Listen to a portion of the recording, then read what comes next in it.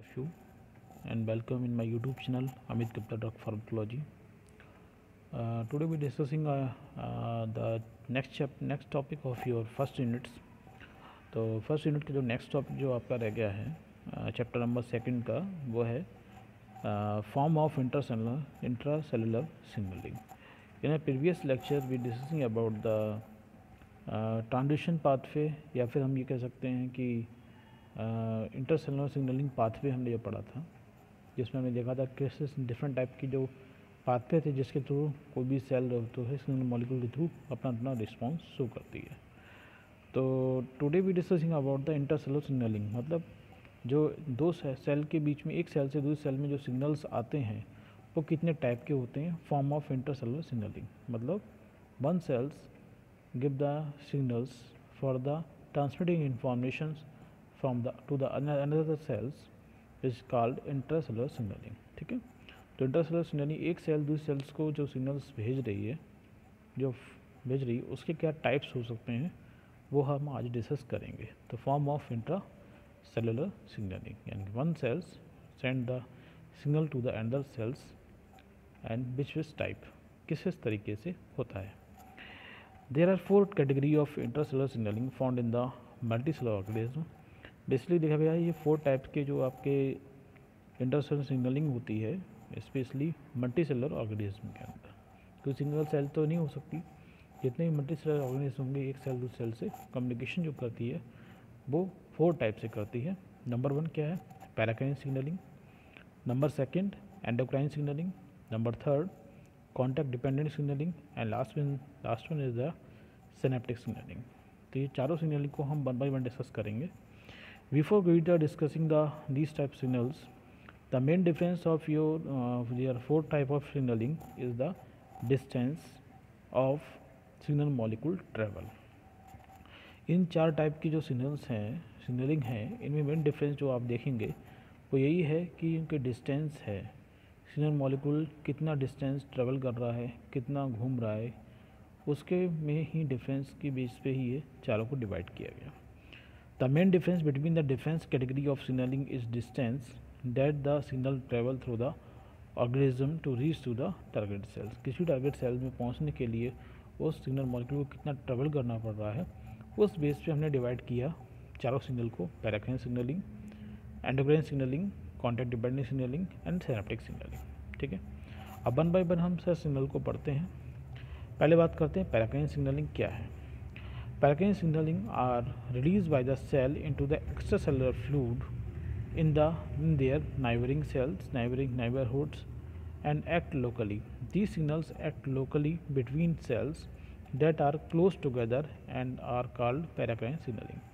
यानी paracrine signalling में क्या होगा कि जो सेल होगी वो अपने सिग्नल मॉलिक्यूल को एक्स्ट्रा सेलुलर फ्लूइड में यानी दो सेल के बीच में जो फ्लूइड है, एक सेल दो सेल के बीच में जो फ्लूइड होता है उसे एक्स्ट्रा सेलुलर फ्लूइड बोलते हैं, उस फ्लूइड में ये रिलीज कर देती है. और उस फ्लूइड में रिलीज होने की वजह से क्या होता है, ये फ्लूइड से सिग्नल मॉलिक्यूल फ्लूइड के मीडियम से होता हुआ जो पड़ोस में सेल होती है उस पर जाके एक्ट हो जाती है. Their neighbourhood and act locally. The signal act और लोकली बिटवीन द सेल्स, जो आपके बिल्कुल क्लोज में होगी वो सेल्स पे पहुंच जाता है इसका सिग्नल. इस टाइप के सिग्नलिंग को हम पैराकाइन सिग्नलिंग बोलते हैं. This type of signal usually give a quick response for short duration. इस टाइप के जो सिग्नल्स होते हैं वो तुरंत रिस्पॉन्स देते हैं, लेकिन इसका ड्यूरेशन जो होता है वो आपका बहुत शॉर्ट होता है. एग्जाम्पल की बात करें, नाइट्रिक ऑक्साइड है, हिस्टामिन है, प्रोस्टाग्लैंडिन है, ये सभी क्या होते हैं नाइबरिंग सेल्स की एक सेल रिलीज़ करेगी और जो आप इसके आसपास की जो सेल्स हैं उस पर एक्ट हो जाते हैं, जिसकी वजह से सेल के डिफरेंट टाइप के रिस्पॉन्स प्रोड्यूस होते हैं. जैसे आप यहाँ देख सकते हैं जो हम बात करते हैं पैराकाइन सिग्नलिंग की, ये जैसे आप देख रहे हैं इस पेन से समझ सकते हैं, ये क्या है आपकी सेल है जो क्या कर रही है सिग्नल प्रोड्यूस कर रही है, सिग्नलिंग सेल है. इसने जो आपको रेड रंग का देख रहे हैं लोकल मेडिएटर जिसे बोला है वो क्या सिग्नल्स है. ये सिग्नल रिलीज क्या हुआ, ये जो आपका पैटर्न है, ये जो मीडियम है ये क्या इंटरसेलुलर फ्लूइड है. इंटरसेलुलर फ्लूइड से रिलीज होने के बाद ये क्या हुआ, एक टारगेट सेल पे पहुंच रहा है, ये टारगेट सेल पे पहुंच रहा है, ये टारगेट सेल पे पहुंच रहा है. तो इस टाइप की जो प्रोसेसिंग हो रही है उसे क्या बोलेंगे, पैराकाइन सिग्नलिंग. यानी सिग्नल सेल्स है उसने क्या किया, रिलीज़ किया सिग्नल मॉलिक्यूल को. कहाँ पर, इस मीडियम में, मीडियम यानी कि इंटरसेलुलर फ्लूइड में, और इंटरसेलुलर फ्लूइड से होता हुआ डायरेक्टली के सेल के टारगेट सेल्स पे पहुंच जाता है और उनके टारगेट सेल्स पे रिस्पॉन्स प्रोड्यूस करता है। This type of signalling called paracrine signal. ठीक है, now to the next, endocrine signalling क्या है, नाम ही बता रहा है एंडोक्राइन। एंडोक्राइन मतलब एंडोक्राइन जितनी ग्लैंड्स हैं उनसे जो सिग्नल रिलीज होते हैं उसे हम एंडोक्राइन सिग्नलिंग बोलेंगे। देखते हैं क्या होता है। The signalling originate from the endocrine cell of the endocrine glands in the body. ये सिग्नल होते हैं वो कहाँ से ओरिजिनेट होते हैं, एंडोक्राइन सेल से होते हैं। एंडोक्राइन सेल है वो रिलीज करेंगी।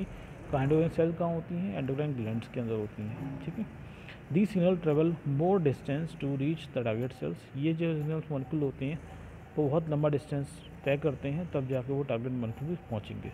क्यों, जैसे मैं एग्जांपल आपको दूं, जैसे हमारी थायराइड ग्लैंड होती है, वो थायराइड ग्लैंड से थायरोक्सिन हार्मोन रिलीज होता है और ये ब्लड स्ट्रीम में पहुंचता है। जो ब्लड स्ट्रीम यानी ब्लड सर्कुलेशन में पहुंचेगा उसके बाद क्या होता है, पूरी बॉडी में डिस्ट्रीब्यूट होता है। और पूरी बॉडी में जब ब्लड डिस्ट्रीब्यूट हो रहा है उसी के साथ में ये थायरोक्सिन हार्मोन है वो भी ब्लड के साथ में पूरी बॉडी में डिस्ट्रीब्यूट होगा और डिफरेंट टारगेट सेल पहुँचेगा। तो उसको क्या है, लॉन्ग डिस्टेंस ट्रेवल करनी पड़ रही है as compare to the paracrine signalling. ठीक है, this type of signal usually produces slower response but have a long lasting effect. इस टाइप के जो सिग्नल्स होते हैं वो आपका रिस्पॉन्स क्विक रिस्पॉन्स प्रोड्यूस ना कर थोड़ा स्लोली रिस्पॉन्स प्रोड्यूस करते हैं, लेकिन इसका जो इफेक्ट होता है वो लॉन्ग लास्टिंग रहता है, लंबे समय तक रहता है। जबकि हमने पैराक्राइन में बात की थी, पैराक्राइन सिग्नलिंग में क्या हो रहा था, रिस्पॉन्स क्विक हो रहा था, लेकिन जो आपका इफेक्ट था वो आपका शॉर्ट ड्यूरेशन के लिए था। लेकिन एंडोक्राइन सिग्नलिंग में क्या होगा, इफेक्ट होगा, लॉन्ग लास्टिंग होगा, लेकिन रिस्पॉन्स क्या होगा, वो आपका स्लोली आएगा। स्लोली रिस्पॉन्स आता है बट लेकिन इसका इफेक्ट होगा वो लॉन्ग टाइम तक मेंटेन रहता है। ठीक, these signal molecules are called hormones. और जो सिग्नल मॉलिक्यूल्स होते हैं जो आपके एंडोक्राइन सिग्नलिंग में होंगे वो क्या है, एक तरह से आपके हार्मोन्स हैं, क्योंकि ये रिलीज़ कैसे होते हैं, एंडोक्राइन ग्लैंड से रिलीज़ होते हैं। ठीक है, hormone produce in the endocrine glands are secreted into the blood streams and often distribute widely through the body. और ये हार्मोन्स जो होते हैं वो आपके एंडोक्राइन ग्लैंड से प्रोड्यूस होंगे और प्रोड्यूस या रिलीज़ होते हैं, और रिलीज़ होने के बाद में ये कहाँ पर रिलीज़ कर दिए जाते हैं, एंड ब्लड स्ट्रीम में रिलीज़ कर दिए जाते हैं। The hormone produce in the endocrine glands and are secreted into the blood streams are often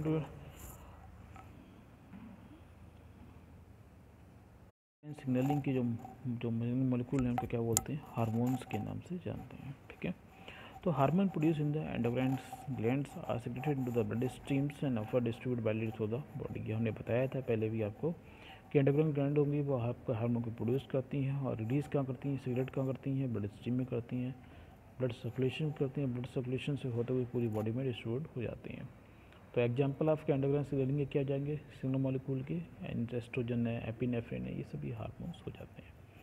next क्या, कॉन्टैक्ट डिपेंडेंट सिग्नलिंग है, जिसमें क्या होती है कि सेल डायरेक्टली एक सेल दूसरे सेल से डायरेक्टली कॉन्टैक्ट में आ जाती है और उसके थ्रू एक सेल दूसरे सेल में अपने सिग्नल मॉलिक्यूल को ट्रांसफ़र करती है। तो इसलिए इसे क्या कहता है, contact dependent signalling. Cell that maintain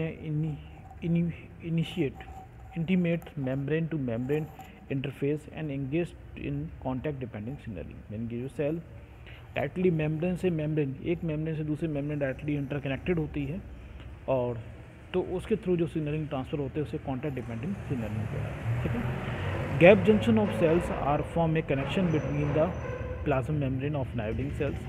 जो गैप जंक्शन आपको पढ़े थे वो गैप जंक्शन क्या करते हैं, एक सेल से दूसरे सेल के बीच में, ये मेम्ब्रेन के बीच में एक कनेक्शन बना लेते हैं।